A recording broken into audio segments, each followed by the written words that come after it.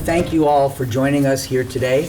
If we could just do a quick go around the room and introduce yourselves and say your names and your titles and where you're from, and just get started so we can let the audience know who everybody is. Okay, I'm Kregel. I work at the Levey Economics Institute at Bard College.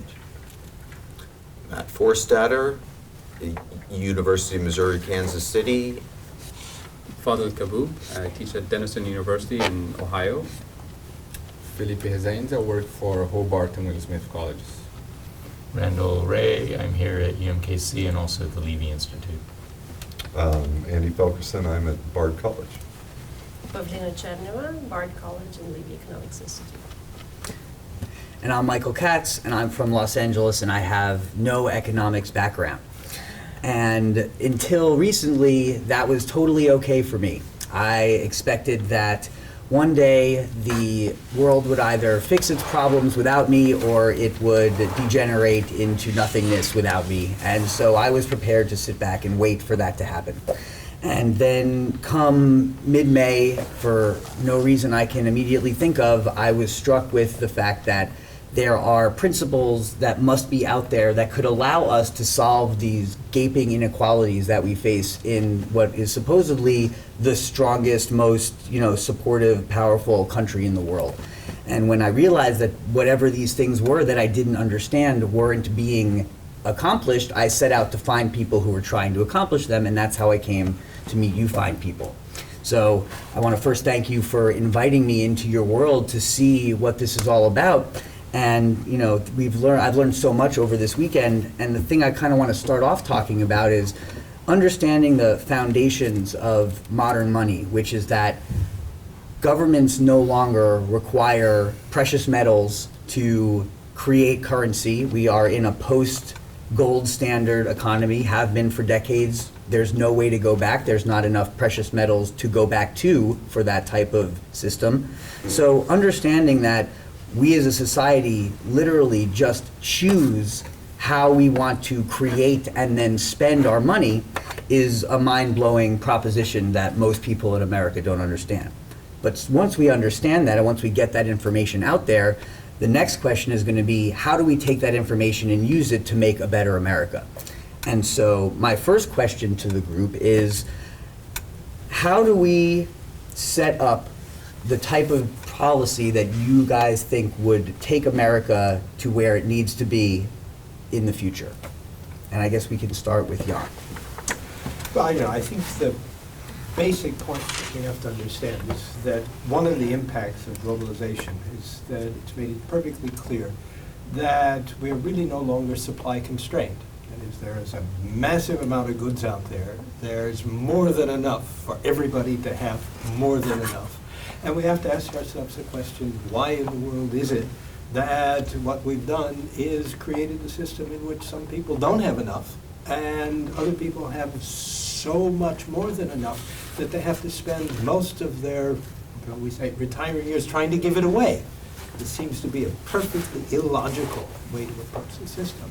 Now, if you're looking for an explanation of that, one place that you find it, and this is one of the things that we get from Keynes' work, is that the system, in fact, that we've set up lives on the fact of making that excess of supply extremely scarce.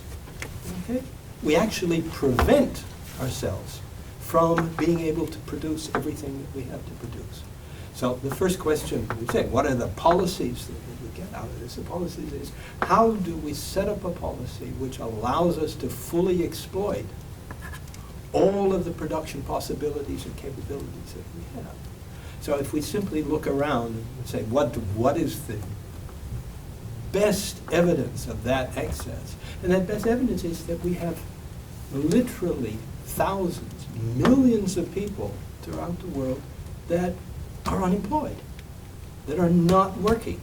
Okay, so the evidence of this excess that we've got is not only the massive amounts of goods that the Chinese can produce, but also the fact that we have millions of people who are not working and are not earning income. Now, so somebody else can take on the question of why are all these people not working? Who wants to take that? Well, I'll just continue that the scarcity is manufactured. And if you think about it, the idea that we want to prevent people from working and we can't think of something useful for them to do is, as Keynes put it, he said it's crazily improbable. The notion that you need to keep, he said 10% of your population in forced idleness, but actually the real number, especially when you go to the developing world, is 50% of your population in enforced idleness is crazily improbable. He said it's the sort of thing that no one could believe unless they had had their head fuddled with nonsense for years and years and years. So the question is, where does that nonsense come from? Well, it comes in very large part from economists, because the mainstream economics has got it all wrong. Okay, it's an economics of scarcity when your problem is scarce resources. But what we actually have is an abundance of resources, especially the most important one, which is labor. So it's a kind of economics that doesn't apply to the real world. So so why is the prevailing economic principle in America based on a fallacy? I think it's trying to justify very high income and rewards to the few on the argument that they have special skills or intelligence or innovation or risk takers or something like that. And that the reason why you don't have a job or your job is low paying is because you don't have those skills. Somehow they get lost from saying there is an invisible hand and markets do coordinate activity. If you take that to the logical extreme, everything's fully utilized, right? So it's like you can't say in some situations, in their mind, mainstream economists' mind, visible hand works, but it always works well, right? And you'll always get there. And following what Professor Kregel said, we're not in a world of scarcity. There's oversupply of everything. And the only thing that actually, when you go from oversupply, the next thing you want to consider is prices, right? I've heard you for years say that one day we're going to be able to produce everything on the island of Taiwan, right? That's how productive. Manufactured output. Manufactured output. We're going to be so good at it that we'll be able to do it in the size of this room. Well, as we're able, right, to produce more and we're more efficient, there's a tendency for prices to fall, right? And that's the other part of this. We're now in a world where things aren't scarce, and we have to contrive ways to try and keep prices up. So when we talk about efficiency in the manufacturing process, a lot of people would say, well, if computers and robots and creating more efficient creating more efficient labor practices has actually created less work, how do you respond to that? Well, it's the Henry Ford story, right? Henry Ford took his his foreman into the factory, and they had put in all this wonderful capital equipment. And Henry Ford's like, oh, we're going to be able to sell the cars so cheap, our prices, And the shop foreman, the story goes, said to him, who's going to buy the cars, right? So there are useful things we can put people to, right? And I don't think that the decision to make the statement that everybody can do something socially useful and they can earn an income is necessarily follows from the fact that we are more efficient, right? Because maybe sometimes it would be better to be inefficient. So as far as being inefficient, or flipping that to say having priorities that aren't solely profit-based, maybe, because that's what efficiency has come to mean kind of in our economy, right? Like, if you're an efficient organization, you make more money than your competitors. It doesn't matter how, right? It's like if you make more money, then you're more successful. So if that's the case, how would you suggest kind of changing that conversation to be about not just profit and the kind of jobs that could be created to fill in these gaps? Well, the first thing I think is to recognize that unemployment is related directly and indirectly to virtually every social problem that we have. Crime, family breakup, so divorce, suicide, ill physical and mental health problems, on and on and on. I mean, this is research that has substantiated this. That means that creating jobs has such tremendous benefits. On the economic side of producing goods and services, but also financial security for the people who get the jobs, but also the income that's generated, the spending that's generated as a result of the income, but also reducing so many of those social problems that are related to unemployment. So we've been arguing that job creation, creating true full employment, is probably the single policy with the most potential benefits that we could undertake.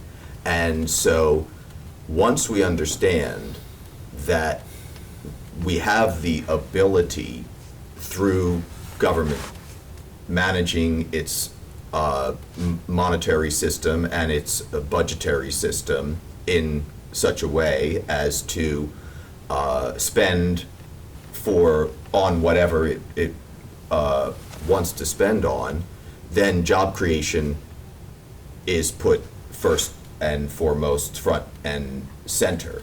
And one of the fantastic things is that you get all kinds of additional opportunities in that way. For example, with the types of jobs that the people who obtain the new work can undertake.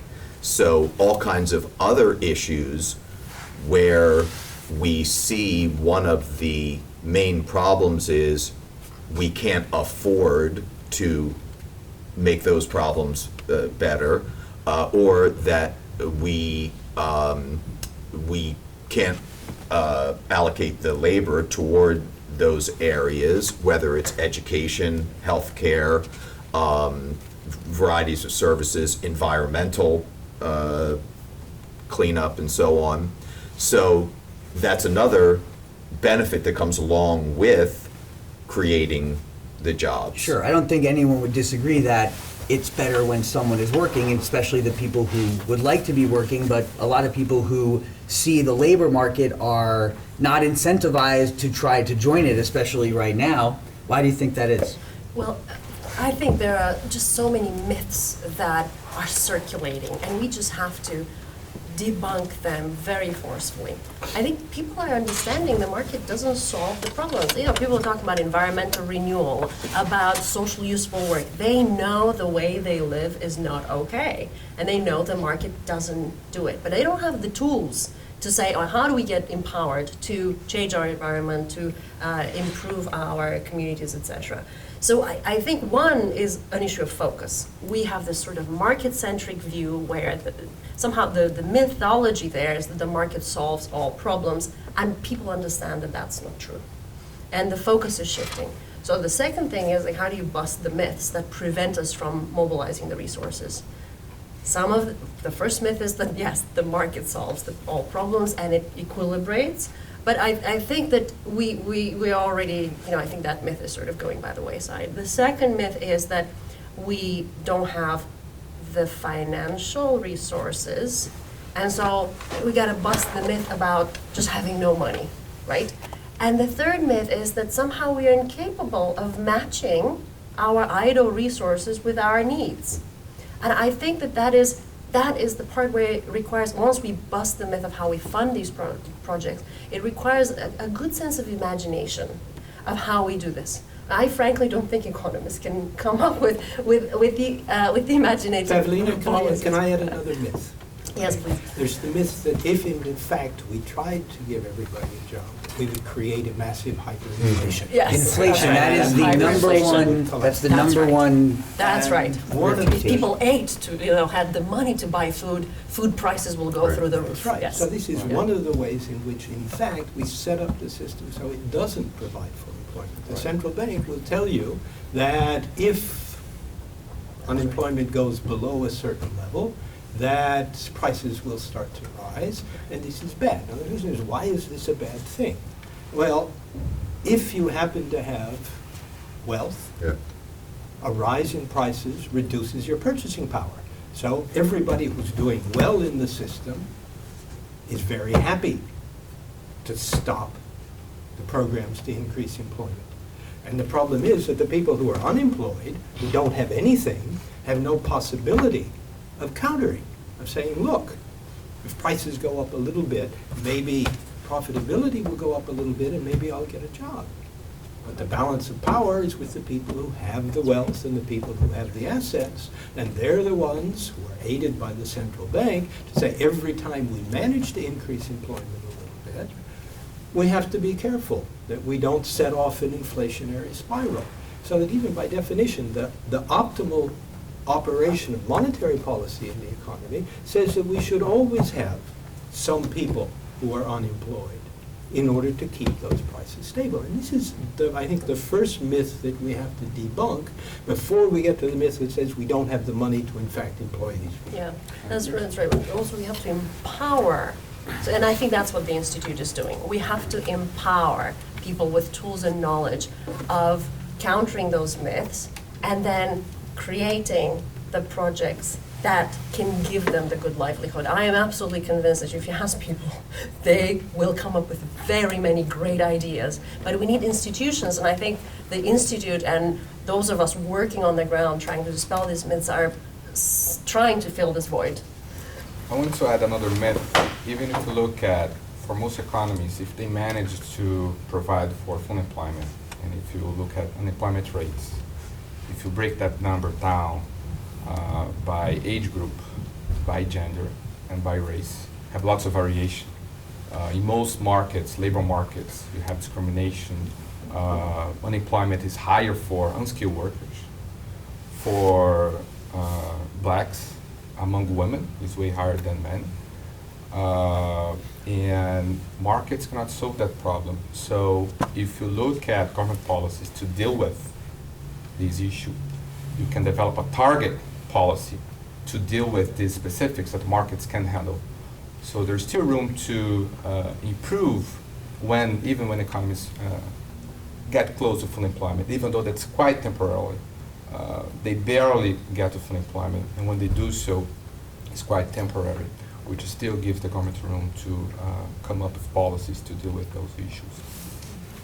Well, to go back to the scarcity myth, we're sitting here in Kansas City, so if you have a little bit of time after this, you can just drive a little bit outside the suburbs into the countryside, and you'll find acres and acres of underground caves, food caves that the federal government owns to store corn and other basic food commodities from the surplus that the economy produced. I mean, in the US, we use less than 0.5% of the labor force in agriculture, and we produce plenty of food to feed the entire United States and beyond. So the federal government buys all the surplus food to keep the price from dropping to zero. And the government would then release it into the economy when there's a shortage or there's a drought or something like that. So we use these commodity buffer stocks to stabilize the price of corn because it's a major input into a lot of the... Yeah, why can't we do that with labor? Exactly. Thank you. So what we believe here in this circle is that labor is the most important commodity to stabilize, not corn, not wheat, not the other commodities that the government, all governments around the world try to stabilize. So if you believe that labor is the most important commodity for us as a society, because when you have idle machines, you don't have to feed them, you don't have to worry about depression and suicide and social crime and all kinds of issues. But when you have, idle labor, we have big problems in this society. So what we believe is using a buffer stock mechanism for labor, where you have continuous full employment with that buffer stock, just like we have continuous full employment for corn right now, and continuous full employment for other commodities. So when the economy is doing well, the private sector can hire workers away from that job guarantee buffer stock pool. And when the economy is going into a recession, and there are more people released into what would be unemployment, would go into public service employment or a job guarantee employment. And when we talk to nonprofit organizations across the country, and you look at the kind of useful, productive work that they do that's currently not provided by the private sector or under-supplied by by government social services. So you have lots of volunteer organizations trying to fill in the gap. And the first thing you ask them, if we had, a grant for you, would you be able to use it in a useful, productive way to hire local unemployed fellows from the local population? And they say, please, where is this grant? So our idea is to really use the existing infrastructure of nonprofits around the country in every single community, and to ask them, what are the things, the priorities that the local community needs in terms of services, in terms of activities, and do you have the local population that you could use and employ in a useful, productive way? But So we're wouldn't not this be even more important than solving the inflation problem? exactly. Could I say one more thing on inflation? Because people, the older people here, we do remember when inflation in the United States was high, in the mid-1970s, also in the early 1970s. And, there is a legitimate concern with inflation. People generally don't like higher inflation. I'm talking about above 10% in the United States. The problem is that people forget that in those high inflation periods, they also were high unemployment periods. And so the inflation could not have been caused by low unemployment. We had high unemployment and high inflation, and we called it stagflation. It was our inflation problem. Outside of that, the only time that we had high inflation was during major wars. I'm talking about world wars, World War I, World War II, Civil War. Okay, so our inflation actually has never been caused by low unemployment. It always had more structural problems. Usually in the United States, it's oil. Okay, well, the reaction to oil prices going up and causing other prices to go up is not to cause unemployment. The proper response is something like energy efficiency, improving energy efficiency, or increasing the supply. What we did in the early 80s is we deregulated natural gas, and we used natural gas as a substitute, and that brought oil prices down. So anyway, the problem is our memories are wrong about the cause of inflation. And we've seen examples, one of the things I learned this weekend was about how Japan responded to the first Yes. OPEC price quadrupling, which led to our inflationary issues in the early 70s. Would somebody want to kind of give us a little bit of a history on that? Well, I think you summarized it. That Well, so I just did it, so never mind. So basically, Japan, instead of saying, oh, we'll just kind of hold off, is they said, well, we know this could happen again, and so they decided to reinvest in their infrastructure and go into more clean energy and provide sustainable options to opposed to fossil fuels. And so when the next spike came in the late 70s, they weren't impacted as much as they were the first time. and as much That's as we right. were. So what we're seeing here is that other people are learning from mistakes that we're not really learning from. Yep. So- And of course, the real danger around the world right now anyway is not inflation, it's deflation around the world for the reasons that people talked about, because the supplies of most commodities are increasing. Yeah, I think about that all the time. There's like, you know how many sunglasses must have ever been created? Like, if you walk by these places, they all have 1,000 sunglasses in one store. There's not enough people in a city to wear 4 sunglasses stores worth of sunglasses. Sorry, that's an But aside. if you strip, if you take out in the CPI, they have imputed rents and different stuff. And what's the CPI? Consumer Price Index, right? So this is when you talk about inflation, and it breaks down all the different goods in the economy, right? And what we've just said here is generally when we see inflation, it's cost push, right? It's not demand pull. So the argument that we can't actually give everybody, put everybody some social use is because we're concerned about demand pull. That is, that there's too much money chasing too few goods, and we give everybody money, they run out and they spend it like crazy, and they bid up prices. That's just not how it works. But globally, if you take medical care costs in the United States, housing, and education, everything in the CPI is flat or declining, right?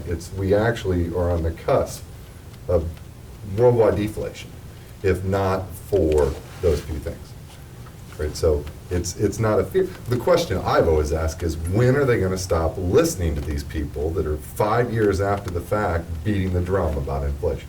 Yeah, it seems I like mean- it's inflation is something that is viewed by people as a necessity. It's like, it's an unavoidable result of the market. But from what I've been discussing with people this weekend, inflation can be managed. Like, it can be, you can see what could lead to inflation, and you can put up blockades against it. And so, I mean, why do you, is that the same reason that that's not being communicated, the reasons we were talking about earlier? No, go ahead. Yeah, I mean, I think we need to, when we talk about inflation, we need to explain to people how government today manages inflation or causes inflation versus what might be the alternative. And this is basically the job guarantee option. When the economy is not doing terribly well, we try to stimulate demand, right? Government starts spending on things, provides contracts to firms, etc. What do firms do? They hire the employable, high-skilled people. So you create these little bottlenecks in high-tech, high-skill sectors where you're competing for already employed people, offering higher wages, and that creates a bit of an inflation effect in that sector. How do you offset that? Well, there's a hollowing out of the middle class, right? Those wages come down, you've got unemployment, and it is a mismanagement of your labor market and of your inflation trends. Now, how about if you did it the other way around? Instead of increasing demand for people already employable, look, what was the article about Goldman Sachs increasing the entry-level assistants by 40% their wages? You know, that's the sort of thing that you find in various high-tech, high-skill industries. But what is the alternative? You provide a stable income at the bottom, right? You provide a stable income for those who cannot begin to participate in the economy. And how do you do it? When the economy is not doing terribly well, you provide sufficient demand at the bottom to provide incomes and stabilize wages at whatever minimum standard we decide is worth providing. So in a deflationary environment, the government stimulus provides an inflationary force. As soon as the economy recovers and starts generating on its own terms inflationary forces, the government pulls back. They don't have to employ any more people because they find employment in the private sector. So you are a deflationary force in an inflationary environment. It's exactly the buffer stock mechanism that Fadhel is explaining with grain, except we keep people's livelihoods intact. So when we're talking about taking, basically let's say the last 40 years have put us behind schedule or behind where we could be as a society, how do we reinvigorate those people who have been left by the wayside over the last 40 years? And do you think that the nonprofit jobs are going to be sufficient to help America become more sustainably prosperous in the long term? Well, so sort of the motto, the one sentence way of putting it is, you take workers as they are, where they are, give them a job, so that they don't have, you don't tell, oh, first you go get an education and training, then we'll give you a job, which has always been labor market policy in the United States and elsewhere. Instead, you say, we will give you a job, you can learn on the job, you can get your training on the job, and meanwhile, you're contributing positively to society, doing something useful. And then we hope that you'll upgrade your skills and become much more employable from the point of view of the private sector and regular government sector employers, who then will recruit out of that pool. So that's the right way to go about dealing with problems of people who might not be prepared yet, or who are, maybe they're actually perfectly fine, but in the eyes of the employer, 9 months of unemployment triggers this belief that they're unemployable. I won't hire them. Don't even bother to apply for a job if you've been unemployed for 9 months. And the second thing is, you take them where they are. That's very important. You don't have to, leave the small towns all over this part of the country to get a job. There will be jobs in your community. You don't have to, break up the family and go search for jobs in cities. So when you have this type, and what we've been talking about is that the way that this type of program could be implemented it sounds like it would literally just be needing to have consensus in the legislature. on a federal level, which is, obviously, that's not a small feat these days, but that sounds like, is there any other way to get there? Or like, how do we effectively, how would we institute this program? Well, first, if you look at the program, when you talk about ELR proposals, you have this idea that all workers will become ELR workers, right, to be part of the government program. So I have this myth that the government program is going to be too big, right? What you're proposing is that the ones who are looking for a job but can't find it, right, the private sector is not going to provide those jobs. That's where the government is going to step in and provide those jobs. So I have this idea that the government is going to compete with the private sector, but in reality, it'll be complementing that activity, right? It's just for the ones who are looking for a job, but the private sector is not going to offer. Like Randall was explaining, then the government can step in and provide those jobs, right? So that's one. Another way to put it, so when I talk about the financial crisis as an example that I like to use, and it's a political decision, we allow, when the price of financial assets was about to collapse, right, it was going all the way down to zero, the central bank, the US central bank intervened, was buying those financial assets. If you look at another commodity, which you can call labor, right, if during times of crisis, unemployment is going to go up, and the price of labor is going to go down. That is, you'll no longer be receiving a wage. Now, why is that you don't allow the price of financial assets to collapse on one hand, and on the other hand, you allow the price of labor to collapse? Like others were saying before, that has to do with the idea that unemployment might fight inflation, but you have a political decision here going on in which you let the price of labor to collapse. All that you're saying is to put equal terms for those things and then provide a floor, an effective floor for the price of labor for the ones who are looking for a job. So I think you'll provide a more equal opportunity. The general focus of the mainstream kind of public discourse is the bottom line for, companies, for banks, which is why when there's a financial crisis, there's always an intervention to prevent that from, going into red and then to revive the private sector. But what we're proposing here is a triple bottom line approach, so that every decision that we take as individuals, as organizations, as governments, not only looks at the financial bottom line, but also looks at the impact on people and the impact on the planet. So when we talk about sustainable prosperity, it's a kind of comprehensive notion that looks at, the three components of what we think are the most important things to look at. So once we broaden our concept of what's the bottom line, then it makes sense when there is a financial crisis and the price of labor is going to zero, because when you're unemployed, your income is, your wage is technically zero. But we don't allow that to happen to financial assets. We don't allow it to go to zero. There's always an immediate intervention, a crisis type of intervention. So if we do that with labor as one of the most important, anchors in the system to sustain wages, to sustain prices, to sustain quality of life, then we have a completely different way of looking at this. Then your question about, how to fund this, the funding has to come from the sovereign federal government. It can't come from the state or local organizations because their budget is always constrained by the tax revenues that they collect. They can borrow a little bit if markets allow them up to a certain limit, but they always have to face that constraint. The federal government, as a sovereign issuer of the currency, on the other hand, doesn't have that kind of constraint. So it can always fund these programs. So the funding comes from the national federal government. The selection of the projects, the implementation of the projects, the assessment, the hiring and firing, and everything that's done for those projects is done locally by local organizations. So you can channel the funding from the federal government through states, through grant making, into local community projects. We were just discussing our policy priorities. In the last recession, the government took sizable actions. So $787 billion were sent to so-called Main Street. That's separate from what the banks got. And when you look at how the money was allocated, less than 1% of that budget went to direct employment and training opportunities.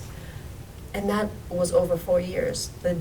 The package was disbursed over 4 years. So we completely do not focus on directly employing the unemployed or providing them the appropriate on-the-job training opportunities. There were plenty of loans for people to go back to school, to potentially upgrade their skill, and then participate in the labor market. And all we ended up is with a lot of students with a lot of student debt Yeah, and no jobs. 1.2 trillion. Which is what you were saying. every time I hear this and I think about this, right, and the notion, I think one of the myths that we have to, and it's a political issue that has to be tackled, is there's not necessarily, if you're unemployed, you didn't do something wrong, right? That's what's in the employer's mind. Blaming the victims. You're out of work for 9 months, you're unemployable, right? Well, you just won't take a job, right? So maybe you have to go to McDonald's. Yeah. Can't. No, my, Most people cannot go back in the timeline to McDonald's. no, I mean, I spoke to somebody recently who believed that, yes, we need to change the education system to help all of the children, because it's not the children's fault that they're born into these places, but there's really very little understanding of the societal elements that bring their parents to the positions that they're in. And so I feel like there is probably a segment of our population that's like, well, let's just help the kids. And then what? Like the parents go off on the ice floes and like we just wave goodbye? Like you can't just, what we're essentially doing as a society right now is committing a portion of our people to the ice floes in a sense. And Well, Warren prison. Mosler always has an example. Says, if you bury 9 bones, you send 10 dogs out. You know at least one dog will come back without a bone. You can give that dog extra training, do the experiment again, another dog comes back without the bone. That's what we're doing with education and training.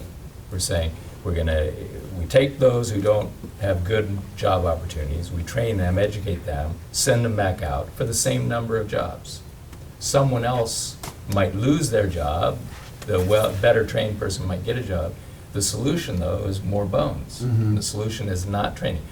Of course, none of us here is against education. We're all in education. That's our business. But education never solves unemployment problems. It redistributes who gets to be unemployed. That's all it can do. That's an important distinction. That's like a really important distinction. So as far as this program that we're talking about that would try to flip that on its head and not, constantly be providing for more employable employees, do we have any examples either in our nation's past or in the world past where we've seen this be implemented and work in any kind of way? Let me just say something about the WPA, and then other people can talk about more recent examples, because most Americans have driven around the country and they've seen airports, they've seen public buildings, they've seen schools that were all built by WPA workers. Swimming pools, water treatment. Well, the roads they drive on. All the trails in the national forests, lodges in the national forest, these were built by WPA workers.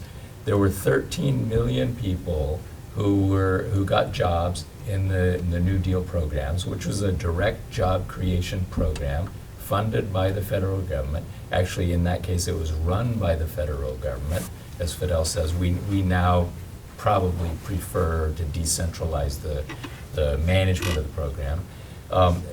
And they created things that still exist and that we still enjoy, and much more than that. The New Deal programs really brought the United States into the 20th century. We were an underdeveloped country in 1930. The New Deal's program not only provided jobs, brought us into the 20th century by giving us the public infrastructure that we have been enjoying now for 80 years. And just and just to tack on a point to that, how did we pay for all that? Well, the federal government spent money. So the federal government created the money to spend, which allowed these people to get jobs, and somehow America did not collapse thereafter. Getting back to your gold standard, we went off the gold standard and we started spending money. That's how we did it. Yeah. If I can come back to one point with the stimulus and link it up to the WMPA programs. The stimulus, we know, had a very small direct job creation component. It had a very large, over a third component, which was tax reductions. And this is always an issue. If the government is going to intervene, is it better to intervene by reducing taxes, or is it better to intervene by increasing expenditures and directly employing people? Now, the problem is, if you don't have a job, the tax cut is worth to you absolutely zero. So the presumption is that we're cutting taxes, is that somehow or other, the tax cut is going to feed through to other people spending more to hire other people. And the empirical evidence in all of the cases in which we have cut taxes is that in general the tax cut has a minimal impact on increasing expenditures. It simply goes into somebody's pocket or to pay off some debt. So it has minimal employment creating prospects. And this was one of the problems that we had with the stimulus program. If that 700+ billion program had been a program of the WPA, then we would have something tangible to show for it, not only in terms of these physical structures, but in households that are not underwater on their houses and are able to feed their children without having to go on to food stamps and the other types of programs. So there's also an important point in terms of learning from that program, from the New Deal, is the importance of having direct employment-creating expenditure programs rather than running through this idea that, well, if we cut taxes somehow or other, incentives are going to be created for people to provide the employment. It just does not happen. In 2009, I did calculations, back of the envelope calculations of how many living wage jobs you could provide for the stimulus, for the $700-odd billion. Accounting for materials, I think like 50% of the budget goes to materials. You could create 20 million direct jobs. But the reality is you don't have to create 20 million jobs. As soon as you begin directly employing people, it trickles up through the economy, and then private sector has demand. It's one thing to spend money when you have unemployment insurance, and another thing to spend money when you have a decent paying job. And that goes into the cash registers of firms. Firms need to hire extra staff, etc. So you don't have to be looking at 20 million jobs, which is right now the gap of full-time jobs that are needed for this economy, that are wanted. Right? So you just do a little bit, and it trickles up through the economy. Maybe, could you say a little about Argentina's program? Yeah. Because that is exactly what we saw in terms of, at first, their jobs program was very large, but then it quickly scaled back because people transitioned into the private sector. Yeah, it ballooned according to government estimates. They ended up having quite many more than they expected. Something like 13% of the labor force participated in it. But that was literally over a year. After that first year, the payrolls in the public program started steadily declining. People found alternative employment. But that experience is just so useful in so many ways, because you don't have to have the federal government manage it. You can find, if you have the institutional mechanism, you can find a way to empower the people to figure out what kind of jobs they need in their communities, what they can do. And in that sense, it was also bottom up, because it literally transformed some communities. You know, there's the one that we all went with, Jan and Randy and Marta, and the one community that was called Ciudad Oculta, the hidden city, that was just so poor, so outside of the purview of the policymaker. And they transformed it with these projects. They renamed it. It wasn't called the hidden city anymore. So we were able to observe some projects that were meaningful to people, which matters. You know, in the eyes of the policymaker, maybe they're not profitable, but that's not the measure of success, right? The measure of success is what other social multipliers it has. It's the quality of life. Quality of life, yeah. The one thing I wanted to add about these programs, the examples, including the New Deal, including the Argentina experiment, and all countries have some sort of crisis intervention type of direct employment, recipes. But they're always temporary. They're always limited in terms of the duration of employment, the number of hours, the amount of budget allocated for the program, because of that myth that we can't afford it, that eventually it's going to cause inflation, eventually it's going to, cause the economy to disintegrate somehow. And that's really the main difference with the job guarantee, that we propose this. If you, debunk all those myths and we accept the sovereignty of the state as an issuer of the currency, then all of those limitations become irrelevant, which is why now you can have a job guarantee program as a permanent feature in a system that naturally creates unemployment. It's in the nature of capitalism. it's required as we currently run, Right. basically. But we don't have to. And this is the thing. Once you discover these principles, you realize that we don't have to. We can actually now look at the broader picture of quality of life, not just in terms of profitable job opportunities and the small number of government jobs that are created in the traditional mainline government employment. Now we can add the third sector to really broaden our understanding of sustainable prosperity, to address social issues that are currently not addressed by the government or the private sector, and environmental issues that are not addressed by the government and the private sector. So that's really the unique feature of a job guarantee as opposed to these temporary crisis mode intervention for job creation. Once you get rid of the myths, then you can focus on, okay, let's say how you implement, how you run the program, what kinds of projects do the communities want, how do you evaluate the programs to make sure they're doing something useful. Those are all important matters, but these are all resolvable matters. We can figure out how to put people to work doing useful things, watching, guarding against potential corruption. And Argentina actually was extremely innovative in that way too, in increasing transparency. Actually, India has a huge job guarantee program. It's the biggest experiment that has ever been run in the world because, of course, there's a very big population. And they implemented laws that require freedom of information, including transparency, at the same time that they implemented the job guarantee. It's a very good idea. And Argentina has sort of pioneered that approach. And to follow up on India's example, a lot of the criticism to the India program that you'll see sometimes online is people saying that there's a lot of corruption. But that corruption was revealed because of the transparency laws that were put in place and allowed the local people to actually reveal the corruption and take care of it immediately. So it wasn't rampant across the program. But of course, those individuals picked up on this, that, and the other and said, oh, the whole program is corrupt, which obviously wasn't the case. It was, there's always going to be corruption. There's corruption today in the private sector and the government sector, but we don't have enough transparency laws. Corruption? Where? There's a tiny bit on Wall Street. We need to do another documentary about that. It's like Yeah. a whole other topic. I Corruption can on hook Wall you up with a Street. couple of people. That's next, Vashku.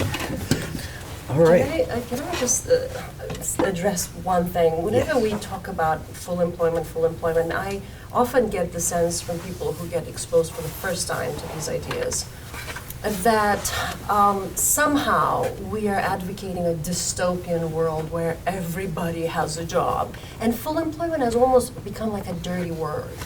We are talking about something completely different. We are talking about creating a program that gives an opportunity to someone who wants to participate in the economy in a publicly useful project to do so. That's the program. It's a voluntary, it's open-ended. It requires a lot of thought, clearly, on how to do it. But we have many examples to learn from. It makes good sense for some people not to work. But if you stabilize incomes, if you provide basic, decent income to all, then the household can make the decision who's going to go to school, who's going to go in training, but they have the income that can support those kinds of activities. This could be supplemented with reduction in work hours, with institutionalizing vacation and benefits, other benefits. So in other words, this is more than just full employment policy. It's simply an opportunity to work if you like to do so, to fix some of our public environmental problems, and at the same time, just sort of start building a life for yourself.